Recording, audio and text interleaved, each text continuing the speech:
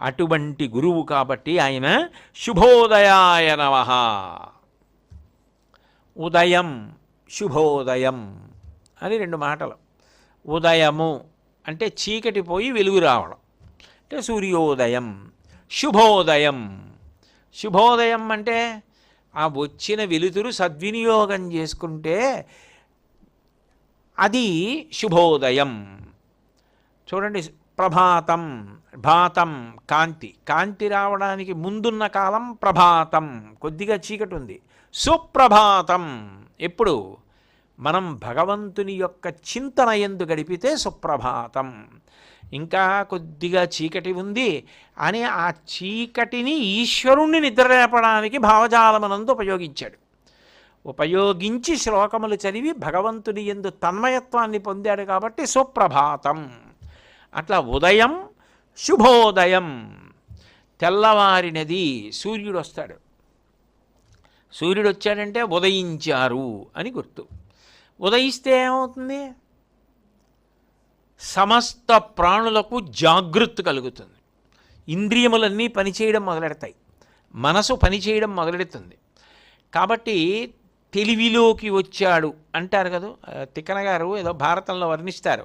నీరజాకరములు నిష్ఠయై చేసిన భవ్యతపంబు ఫలమనంగా దినసముఖాకి నందిత చక్రయుగ్మకంబులయనురాగంపు బ్రోవనంగా హరిహర బ్రహ్మ మహానుభావంబులొక్కటింకాగరగిన గట్టియనగా అతుల వేదత్రయలతికాచయము పెనుబొందన్ పుట్టెడు మూల కందమనగా అఖిల జగముల కందెరయగుచు జనసమాజ కరపుట హృదయ సరోజములకు ముకుళనంబును జృంభణంబున నర్చి భానుబింబంబు పూర్వాద్రిపై వెలింగే అంటారు విరాటపర్వంలో.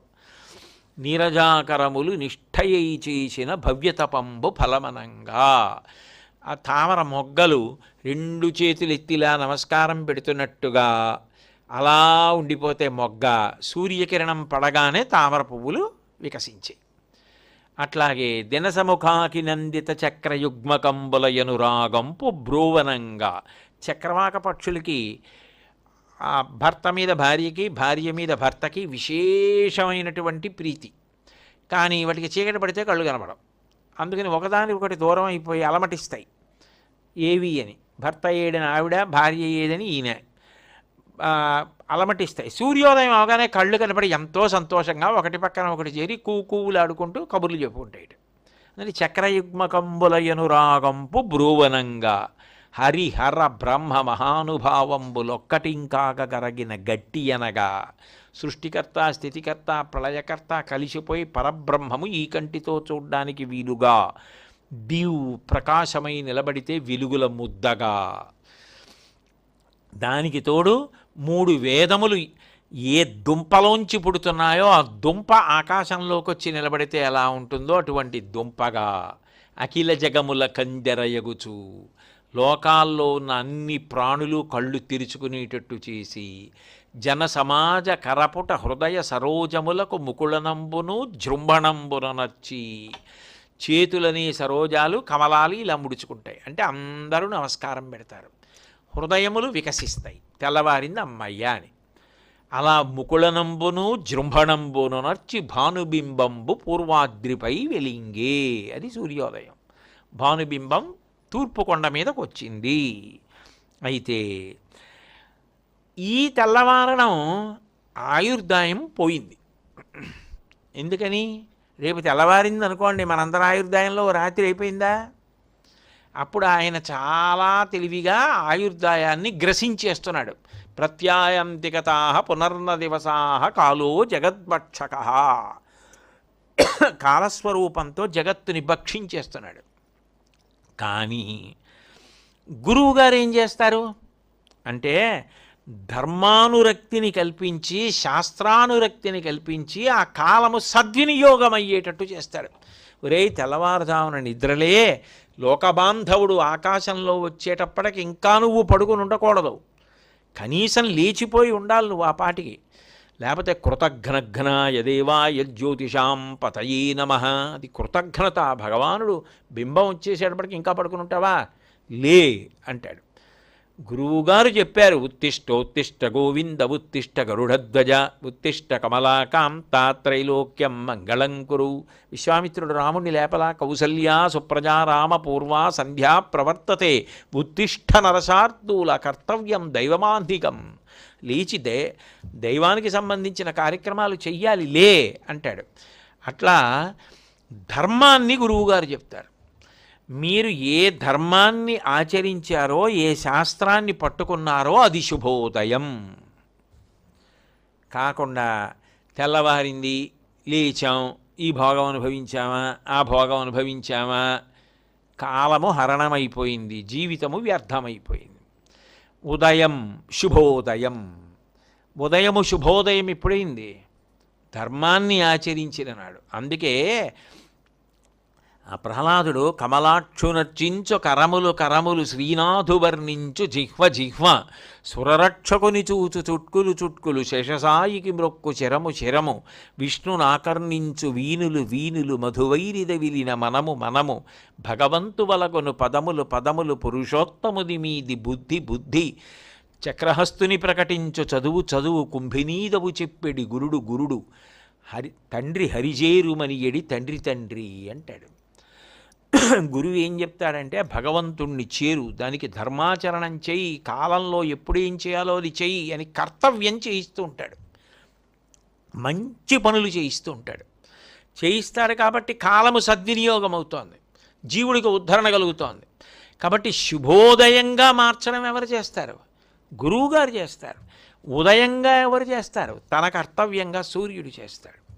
అందుకని శంకరభానవే, సూర్యుడి పక్కన ఇంకొక సూర్యుడు. నిజానికి ఆ సూర్యుడు అలా కాంతినిస్తుంటే ఈ సూర్యుడు జ్ఞానమన్న కాంతిని విరజిమ్ముతున్నాడు.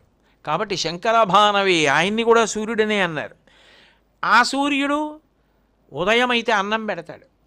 ఎందుకని? సూర్యకిరణములు పడితే అప్పుడు ఆ మొక్కలన్నీ కూడా ఏం చేస్తాయి? పత్రహరితము, ఆకులలో ఆకుపచ్చని ఆహార పదార్థాన్ని తయారు చేసుకుంటే, అది కాదు మనం కాయలు పిందెలు పళ్ళు అన్నీ కూడా తింటున్నాం. ముందు శాకాహారం తినే ప్రాణులు తింటే వాటి మాంసాన్ని మాంసాహారులు తింటాయి.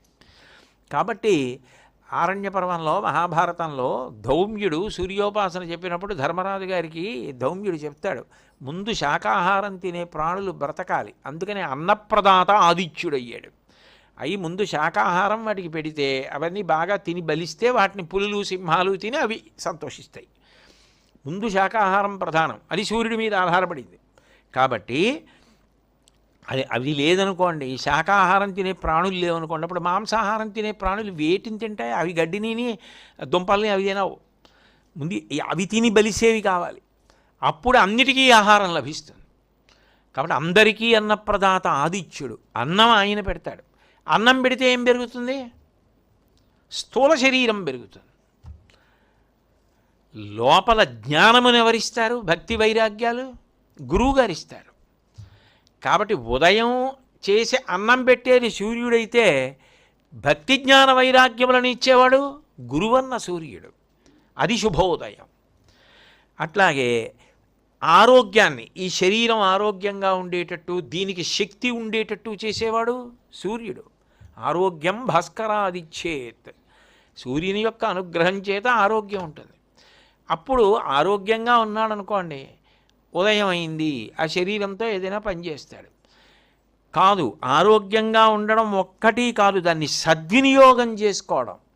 శక్తి లోపల తయారవుతోంది ఈశ్వరానుగ్రహంతో, తిన్నది శక్తిగా మారుతోంది. శక్తి ఏర్పడడం ఒక్కటి కాదు, ఆరోగ్యంగా ఉండడం ఒక్కటి కాదు ప్రధానం. ఉండి ఏం చేశావు?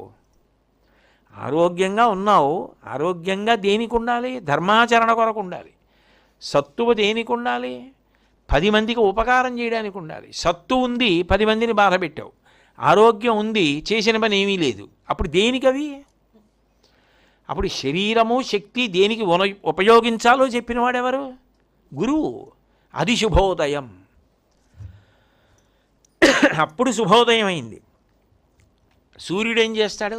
కర్మసాక్షి, మనం చేసే కర్మలన్నిటినీ సాక్షిగా చూస్తూ ఉంటాడు. గురువుగారు ఏం చేస్తారు? సూర్యుడు చూసి సంతోషించి మనకి మళ్ళీ సుఖములను ఇవ్వడానికి వీలైన సత్కర్మలను చేయిస్తాడు. లోపల అజ్ఞానమన్న చీకటిని తీసి జ్ఞానమనేటటువంటి సూర్యుణ్ణి ఉదయింపజేస్తాడు. అందుకని శుభోదయం. సమయోచిత కర్మలు సూర్యుడిని ఆధారం చేసుకునే నడవాలి, కాలాన్ని ఆధారం చేసుకొని నడుస్తాయి. సూర్యుడు బింబం ఉదయిస్తుంటే ఇదిగో ఇది చెయ్యాలి, నడినెట్టి మీదకి వస్తే ఇది చెయ్యాలి, సూర్యాస్తమయం ఇది చెయ్యాలి, సూర్యుడు అస్తమించిన తరువాత ఇది చెయ్యాలి, అది ఏది చెయ్యాలో చెప్పేవాడు ఎవరు? గురువు. అది శుభోదయం. కాలం సూర్యుడి మీద ఆధారపడింది. ఆయన గమనము కాలము. ఆయన వెళ్ళిపోతున్నాడు అనుకోండి, కాలం వెళ్ళిపోతుంది. ఆ కాలంలో ప్రాణులు పుడుతున్నాయి, ఆ కాలంలో ప్రాణులు పడిపోతున్నాయి. గురువు మళ్ళీ ఆ కాలములో ఇక రావలసిన అవసరాన్ని తీసేస్తున్నాడు, కాలాతీతుణ్ణి చేస్తున్నాడు. అది శుభోదయం. కాబట్టి కాలమునందు 3 అవస్థలు ఏర్పాటు చేస్తాడు భగవంతుడు. జాగ్రత్త, స్వప్న, సుషుప్తి. జాగ్రత్త ఇంద్రియములు మేల్కొంటాయి, మనసు మేల్కొంటుంది, బుద్ధి మేల్కొంటుంది, ఏవేవో పనులు చేస్తూ ఉంటాడు. ఈ 3 అవస్థలు దాటిపోయిన 4వది తురీయం, సాక్షిగా ఉండగలగడం జ్ఞానంలో. అటువంటి జ్ఞానమునకు తీసుకెళ్ళగలిగిన వాడెవరు? గురువు. అది శుభోదయం. అప్పటి వరకు కాలంలో ఉదయాలంతే. శుభోదయం అన్నమాట జీవితంలో అన్వయం అయితే అది గురువుగారి వల్లే. కాబట్టి శుభోదయం. దాని గురించి ఆ గురువు యొక్క గొప్పతనం గురించి చెప్తూ శంకర భగవత్పాదులే ఓ మాట అంటారు. తథాయమాత్మవద్భాతి జాగ్రద్దేహస్తు జాగరాత్ జాగ్రద్దేహ వినాశేన ఆత్మా నశ్యతి కర్హిచిత్. ఆత్మబోధ అని అందులో అంటారు. మనకి మెలకువ కలుగుతుంది. మెలకువ ఎప్పుడు కలుగుతుంది? ఉదయం అవగానే. మెలకువ కలగగానే ఇది శరీరం, ఇది నేను, దీంతో ఏదో చెయ్యాలి అని అనిపిస్తుంది. దీంతో ఏదో చెయ్యాలి అని అనిపిస్తుంది, నిజమే. కానీ ఇది ఆత్మలా కూడా కనిపిస్తుంది. ఈ నేనే ఆత్మ అని అనిపిస్తుంది. కానీ యథార్థానికి ఇది నశించిపోయినా కూడా ఆత్మ మాత్రం నశించిపోదు, అట్లాగే ఉండిపోతుంది. అది చెప్పేవారు ఎవరు? అది చెప్పి ఆ స్థాయికి తీసుకెళ్ళి అనుభవంలోకి తీసుకురాగలిగిన వాడు ఎవరు? అది శంకరాచార్యులు వారు. కాబట్టి శుభోదయం ఎవరు చేస్తారు? ఆయన చేస్తారు. కాబట్టి అది జ్ఞానం, అవస్థాతీత స్థితి. లేకపోతే షడూర్ముల చేత పాశబద్ధుడైపోతాడు. అందుకే గురువుగారు చేసేది ఏమిటి అంటే ధన్యుణ్ణి చేస్తారు. ఎప్పుడు ధన్యుడయ్యాడో అవి శుభోదయాలు. ధన్యుడు ఎప్పుడవుతాడు? ఆయనే ధన్యాష్టకం అని చేశారు. చేసి ధన్యుడు ఎప్పుడవుతాడో చెప్పారు. అజ్ఞాన పంక పరిమగ్నమపేతసారం దుఃఖాలయం మరణ జన్మ జరావసక్తం సంసార బంధనమనిత్యమవేక్ష్య ధన్యా జ్ఞానాసిన తదవశీర్య వినిశ్చయంతి. అజ్ఞానమనే బురదలో కూరుకుపోయి సారము లేనటువంటి జన్మలు ఎత్తి ఎత్తి ఎత్తి ఎన్ని జన్మలెత్తినా 6 ఊర్ములే. జననము, ఆకలి, దప్పిక, శోకము, మోహము, జర, మరణము. ఈ దుఃఖములనే అన్ని శరీరాలు అనుభవిస్తూ ఉంటాయి. ఇలా అనుభవించవలసిన అవసరం లేకుండా గురువు ఏం చేస్తాడంటే జ్ఞాన ఖడ్గమునిస్తాడు చేతికి. ఇచ్చి ఆ జ్ఞాన ఖడ్గముతో నీ పశుపాశములను కోసేసుకో అంటాడు. ఎప్పుడైతే పాశములు తెగిపోయాయో అప్పుడు పశుపతి అయిపోయాడు. పశుపతి యందు ఐక్యమైపోయాడు. ఇప్పుడు ఈ జ్ఞాన ఖడ్గము గురువు చేత పొందినదేదో అది శుభోదయం. అంటే మార్పు తెచ్చుట. ఉదయం అంటే మార్పు, రాత్రి పోయి వెలుతురు వచ్చింది, అజ్ఞానం పోయి జ్ఞానం వచ్చింది, అది శుభోదయం.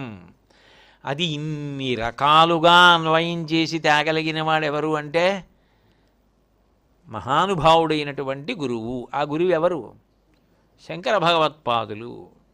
అందుకని ఆయన్ని నమ్ముకుంటే, వారికి నమస్కారం చేస్తే వారు మనకి ఇవ్వలేనిది లేదు.